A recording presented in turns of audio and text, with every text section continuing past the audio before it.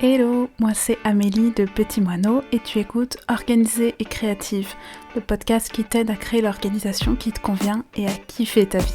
Ici, pas d'injonction ou de culpabilisation, on est là pour découvrir des méthodes, des astuces, des façons de faire qui pourront sûrement t'aider.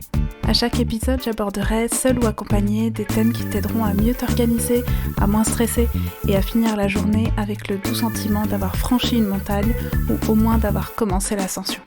Organisée et créative est là pour t'aider à avoir un quotidien plus simple et à trouver le temps pour accomplir ce qui compte pour toi. Alors suis-moi, on est parti! Hello à toi qui m'écoute, j'espère que tu vas bien. Cette semaine, j'avais envie de te parler de pause. De faire une pause, de faire autre chose que ce que tu fais à longueur de journée. Et surtout de l'importance, en fait, de faire ça. Alors, pour t'expliquer un petit peu cette semaine, globalement, j'ai parfaitement oublié de faire ça. J'avais plein de visios de prévus où j'interagissais ou pas. Ma prochaine offre sur laquelle travailler, plein de formations à suivre, un emploi du temps assez costaud.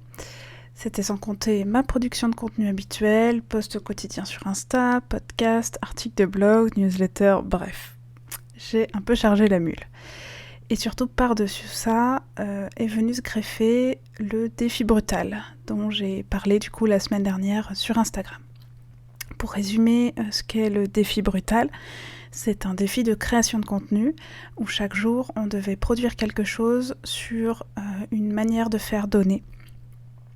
Donc déjà mon calendrier édito s'est cassé la figure, j'avais pas prévu qu'on devait faire ça de manière publique et donc sur les réseaux, donc toutes mes prévisions sont parties à la poubelle.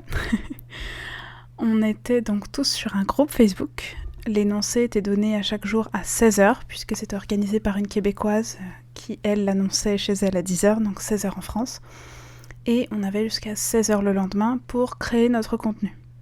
Et si on le faisait pas, on se faisait éjecter du groupe. On a dit défi brutal, voilà d'où vient le côté brutal de la chose. Et bref, ce petit challenge, il est venu s'ajouter à mon emploi du temps. Ça et un mariage, parce que vu les conditions actuelles, on n'était pas vraiment sûr que ça se fasse ou pas, on savait pas trop, donc finalement oui, ça s'est fait, mais ça s'est rajouté aussi au programme. Donc rien de grave, mais on a dû réserver la journée, et donc semaine de 4 jours pour travailler tout ça, bien entendu. Je me suis donc retrouvée, la tête dans le guidon, à bosser chaque soir entre 21 et 23 heures pour ce fichu défi. J'ai même fini par en rêver la nuit. La nuit de lundi à mardi, c'était terrible. C'était pas chouette à voir, honnêtement.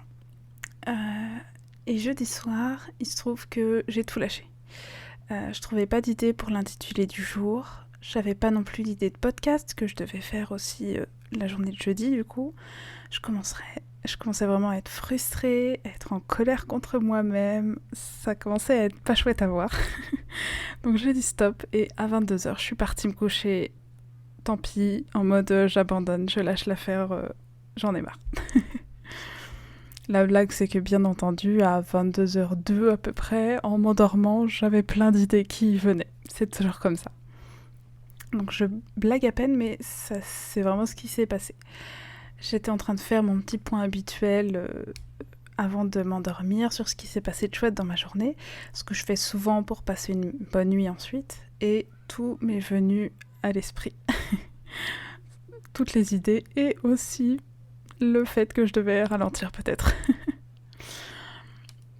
Alors pourquoi je te raconte cette histoire ? Parce que je pense vraiment qu'on ne crée rien en restant vissé à son bureau et en regardant dans le blanc des yeux une page blanche. Vraiment, ça ne marche pas. On crée principalement, en tout cas on a des idées en faisant autre chose. En faisant des pauses, en ayant des loisirs, en regardant une série, en allant se balader, ce que tu veux.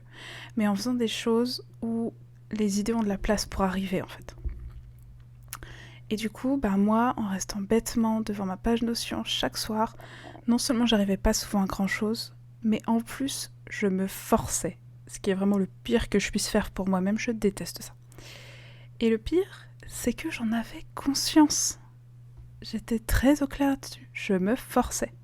Alors que je savais pertinemment que, en dormant dessus, ça ira mieux, que le lendemain, mes idées seraient plus fraîches. J'avais aussi pleinement conscience que, à ce rythme-là, j'avais pas pris le temps de faire de sport depuis 2 semaines. Et ça me manquait, hein. Merci Digital Dance Studio, mais oui, le sport me manque. J'en reviens même pas que je dise cette phrase. On n'avait pas pu avancer sur notre série du moment avec le chéri. Tout partait doucement en cacahuète en fait. Et j'en avais parfaitement conscience. Ça n'a aucun sens. Donc voilà. Cette semaine, j'ai envie de te rappeler que nous ne sommes pas des machines de guerre. Je ne suis pas une machine de guerre. Peu importe le boulot que tu fais, t'es pas faite pour le faire 24 heures et être au top niveau pendant ces 24 heures.